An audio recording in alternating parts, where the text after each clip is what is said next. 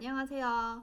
오늘은 얼마 전에 미국의 의료계를 발칵 뒤집어 놓은 사건을 한번 얘기해 보려고 해요. 제가 아무래도 간호사가 되기 위해서 학교를 다니고 있기 때문에 이 뉴스가 제 이목을 끌었고, 미국 전역에 있는 의료계뿐만 아니라 관련 종사자들까지 전부 관심을 갖고 보고 있는 케이스인데요. 라돈다라는 간호사가 중심에 서 있습니다. 라돈다는 현재 38살로 미국의 테네시라는 주에서 간호사로 일하고 있는 백인 여성이었어요. 그녀는 2012년에 웨스턴 켄터키라는 대학교에 간호학으로 입학을 하였고, 2015년에 무려 공부 잘하는 성적이 좋은 학생들만 들 수 있다는 딘스 리스트에까지 들면서 졸업을 했어요. 그렇게 졸업을 하고 면허를 딴 후에 Vanderbilt University Medical Center 이라는 병원에 취직을 하게 됩니다. 사건은 현재로부터 5년보다 더 많은 시간을 거슬러 돌아가야 돼요. 모든 간호사의 악몽, 최악의 악몽이죠. 끔찍한 사건이 일어나고 맙니다. 라돈다는 평소와 같이 이제 병원에 출근을 해서 일을 하고 있었어요. 그러던 와중에 자기 담당은 아니었지만 플로어에 있는 환자 중에 한 명을 케어하게 되었는데요. 이 환자는 75살의 백인 할머니였어요. 이 할머니는 그렇게 심각한 상태의 환자는 아니었어요. 두통과 또 한쪽 시력이 조금 흐려져서 병원을 방문하였고, 뇌에서 혈종이 발견되는 그런 진단을 받아서 원인이 뭔지 더 알아봐야겠다 해서 의사가 펫 스캔을 오더한 상태였어요. 여러분 드라마에서 많이 보셨겠지만 이 펫 스캔은 이 동그란 관을 이제 누워가지고 천천히 들어갔다가 나오는 그런 검사예요. 이 75세 환자는 자기가 폐쇄공포증이 있기 때문에 이 좁은 관에 천천히 들어갔다 나오는 게 너무 무섭다는 거예요. 그런 상황을 라돈다에게 말을 했고, 라돈다는 진정제를 주사하게 됩니다. 제가 실습하면서 느꼈던 건데, 환자 한 명에게 들어가는 약이 너무 많다 보니까 헷갈리기 쉽잖아요. 그래서 이 환자 정보들이 들어있는 컴퓨터와 이 약이 들어있는 전자동 캐비넷이 연결이 돼가지고 컴퓨터로 환자 약 리스트가 쭈르륵 있으면 약을 클릭하면은 그 약 해당되는 캐비넷의 통이 팍 하고 튀어나오면서 열리는 그런 되게 신박한 시스템이 있더라고요. 미국에서 그런 시스템을 쓰는 병원들이 많다고는 들었는데, 저는 이제 실습 나가서 그런 시스템을 이용하는 병원을 한번 봤어요. 굉장히 실수하기 어려운 시스템이라고 생각을 했어요. 이거는 내가 뭐 헷갈려서 다른 약을 잘못 꺼내는 그런 실수는 적어도 없겠다 싶었거든요. 이 라돈다가 일하는 병원이 그런 시스템이 있었어요. 라돈다는 이 진정제를 찾기 위해서 약이 들어있는 캐비넷으로 향하고 컴퓨터에 검색을 하게 됩니다. 이 미다졸람 같은 경우는 미국에서 벌셋이라는 이름으로 유통이 되고 있기 때문에 검색창에 V, E까지 치니까 약들이 쭈르륵 나오는 거예요. 약 하나를 클릭하게 됩니다. 그런데 이때 에러가 떠요. 이 약을 꺼내려면 오버라이드가 필요합니다. 그런데 이 오버라이드가 필요한 에러 창이 뜨는 게 미국의 의료계에서 굉장히 빈번한 일이라고 해요. 원래대로라면 이렇게 오버라이드를 요구하는 그런 상황에서는 슈퍼바이저라던가 차지 널스라던가 그 권한을 가지고 있는 사람한테 가서 확인을 받고 허락을 받고 승인을 받는 뭐 이런 스텝을 밟아야 되는 게 정말 정석이라고 하면, 이 바쁘다 이런 병원 상황에서 이 오버라이드 체계를 제대로 밟는 상황은 거의 없다고 해요. 왜냐하면은 병원 환경상 되게 급박한 상황이 있을 수 있고 24시간 돌아가기 때문에 그 권한을 가진 사람이 지금 없는 상태일 수도 있는 거고, 그렇기 때문에 이런 에러가 뜨더라도 본인이 그냥 경고를 무시하고 오버라이드를 해버리는 그런 상황이 굉장히 빈번하게 일어난다고 합니다. 리날도 라돈다는 이 에러 메시지를 크게 대수롭게 생각하지 않았던 거예요. 그래서 자기가 오버라이드를 하고 그 약을 꺼내게 됩니다. 이제 펫 스캔을 앞두고 있는 이 75세 환자에게 가서 그 진정제를 주입해 줍니다. 그리고 나서 이 환자는 펫 스캔 팀으로 넘어가게 됩니다. 스캔이 끝나고 이 환자는 모니터룸으로 이동하게 되는데요. 불과 30분 후 이 환자는 사망하게 됩니다.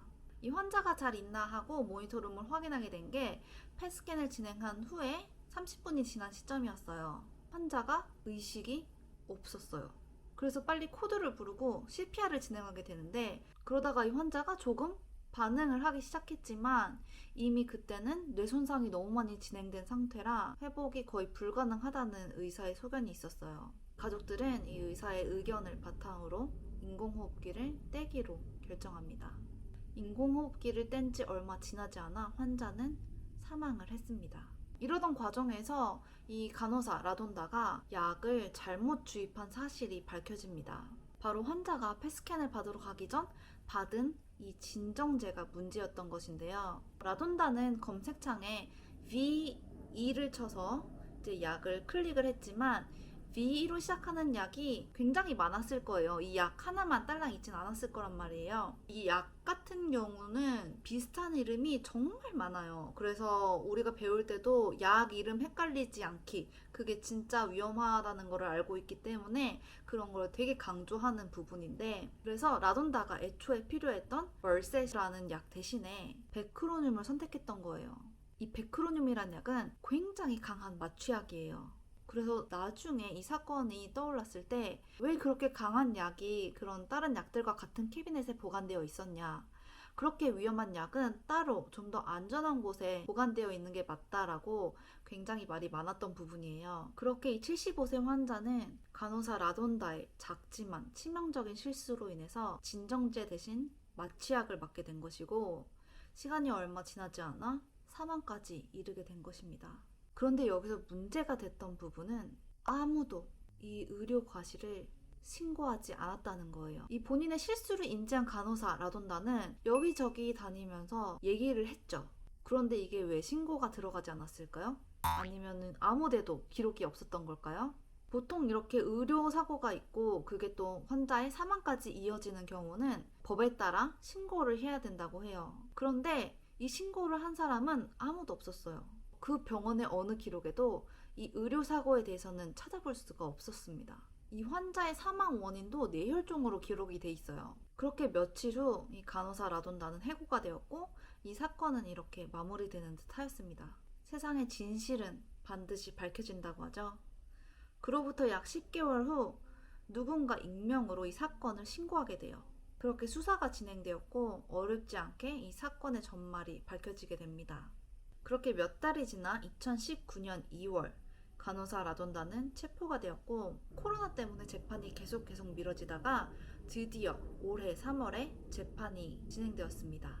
불과 몇 주 전인 3월 25일 재판에 따르면 이 간호사 라돈다는 두 가지에 대한 형을 마주하고 있는데, 바로 Gross Negligence of an Impaired Adult 하고 Negligent Homicide, 중과실과 과실치사. 짧게는 3년, 길게는 6년의 감방 생활을 하게 될 거라고 합니다.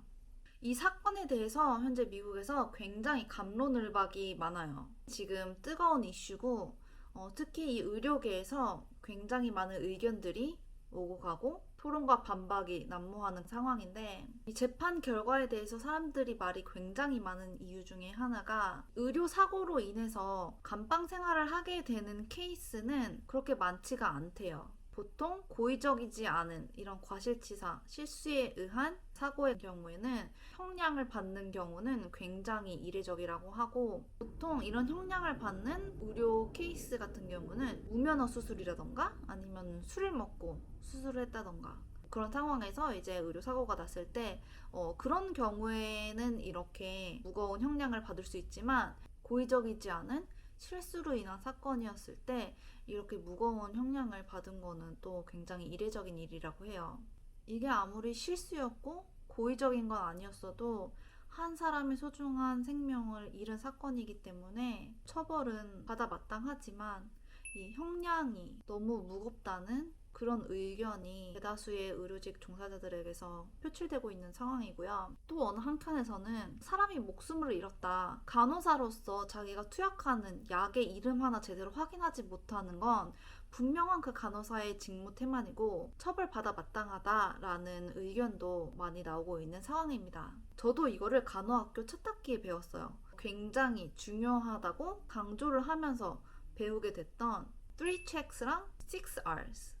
3checks는 간호사가 약을 투약하기 전에 이제 약을 꺼낼 때 환자 차트에서 한 번, 또 약통에서 한 번, 환자에게 투약하기 바로 전에 이제 마지막으로 한 번 더 비교하면서 이제 더블 체크, 맞는 약을 투약하는 것인가 확인하는 거를 3checks라고 총 3번을 확인해야 된다고 해요. 그리고 6R은 right patient, right drug, right dose, right time, right route, 그리고 write documentation. 이렇게 6가지를 투약하기 전에 확인해야 된다고 해서 6R이에요. 그리고 이 간호사가 원래 투약을 해야 했던 미다졸람 같은 경우는 액체, 액상의 약이었다고 해요. 간호사가 잘못 투약한 베크로늄 같은 경우에는 가루 타입의 파우더 약이었다고 해요. 약병을 보면 워닝 사인이 써있기 때문에 약병을 제대로 한 번이라도 확인했더라면, 투약 전에 약병을 한 번이라도 제대로 읽어봤다면, 만약에 조금 더 일찍 환자를 확인하러 갔다면 달라지지 않았을까라는 의견도 있었습니다. 하지만 이 간호사 라돈다의 형량이 너무 무겁다, 이거는 이 간호사만의 잘못이 아니다 라고 하는 사람들의 의견들 중에는 본인의 실수를 인지한 후에 이 간호사 라돈다는 여기저기 다 말을 하고 다녔어요. 이 일을 어떻게 해야 되나, 이런 일이 있었다라고 하면서 각 분야의 이제 팀 리더들에게 상담을 했고 얘기를 했고, 또 리스크 매니지먼트 그리고 에듀케이터스 오피스 같은 데 가가지고 본인 나름 신고를 했단 말이에요. 하지만 이 의료사고를 제대로 신고하지 않고 묻어버리려고 한 가장 큰 책임은 병원에 있다라는 의견이 굉장히 크게 나오고 있고요. 이거는 거의 병원의 꼬리 자르기식 행동이다. 모든 책임을 이 간호사 한 명에게 전가하고 자기들은 쏙 빠져서 아무런 처벌도 받지 않는, 뭔가 같이 책임을 지려고 하는 행동 같은 거는 전혀 없었고요. 굉장히 무책임한 행동으로 일관하고 있는 병원을 비난하고 있는 사람들이 많아요. 이 의료사고가 있기 전부터 또 그 후까지 처리하는 과정에서 굉장히 많은 사인들과 많은 사람들의 공조가 있었어요. 이 담당 의사가 사망 신고를 할 때도 사망 원인을 뇌혈종이라고 했대요. 그런데 이 의사도 알고 있었어요. 이 간호사가 실수로 인해서 잘못된 약이 투약되었고 그걸로 인해서 사망하게 된 걸 알고 있었단 말이에요. 그럼에도 불구하고 이 의사를 포함한 모든 전 직원이 이거를 쉬쉬하고 덮어버리는 그런 일이었는데, 과연 이 모든 거를 이 간호사 한 명이 책임지고 감옥으로 가는 게 정당하냐. 더군다나 이 피해자 가족들도 반대를 하고 있어요. 이 피해자 가족들은 이미 알고 있었어요. 간호사 라돈다가 의료사고 후에 얼마 되지 않아 해고가 됐잖아요. 그러고 나서 개인적으로 이 환자 가족들한테 연락을 해서 딜을 했다고 해요. 이 의료사고와 이 환자의 사망 관련된 내용을 발설하지 않는 대가로 어떠한 딜이 있었다고 합니다. 어쨌든 이 사망한 환자의 아들은 간호사 라돈다에 대한 형벌은 돌아가신 우리 어머님도 원치 않으실 것이다 라고 얘기를 하면서 이 감옥행을 반대하고 있는 입장이라고 합니다. 의료 과실에 대해서 무거운 형벌이 내려졌을 때 앞으로 일어날 의료 사건, 사고, 과실, 실수 등에 대해서 신고하기가 점점 어려워질 거라는 얘기예요. 근데 그렇게 되면은 결국에는 환자와 의료진 사이의 신뢰가 점점 더 사라질 거고 병원을 찾게 되는 환자도 점점점 줄게 되겠죠. 이렇게 악순환이 될 거라는 사람들의 의견이 간호사 라돈다에 대한 형벌이 너무 무겁다라고 반박하는 사람들의 의견이에요. 제가 간호사가 되기 위해서 공부하고 있는 간호학생으로서 마음이 좀 착잡한데요. 뭔가 되게 간호사라는 직업에 대해서 좀 더 다시 한번 생각을 해보면서 정말 이 직업에 대한 책임감, 사명감, 그리고 또 경각심을 일깨워주는 그런 사건이 아니었나 싶고요. 정말 항상 기본에 충실한 게 제일 중요한 것 같아요. 약을 한 번 더 제대로 체크했더라면, 투약하기 전에 한 번만 더 제대로 읽어봤다면 피할 수 있는 사고가 아니었나 싶으면서도, 아무래도 매일매일 하는 일이고 또 이제 시간이 지나면서 점점 익숙해지면서 조그만 디테일을 놓치게 되는 경우가 많은 것 같아요. 이 간호직뿐만 아니라 모든 직종에서 사람들이 실수하는 경우가 바쁠 때도 그렇지만 뭔가 이 일에 익숙해졌을 때인 것 같아요. 초보 운전에서 뭔가 자신감이 붙었을 때, 몇 달이 지나서 나는 이제 초보 운전자가 아니야 라는 자신감이 붙는 순간 사고가 난다고 하잖아요.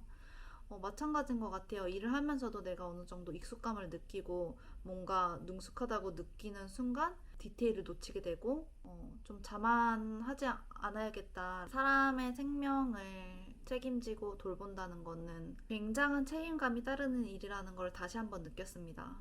이 사고로 인해서 소중한 생명을 잃으신 고인의 명복을 빌면서 이 얘기를 마치도록 하겠습니다.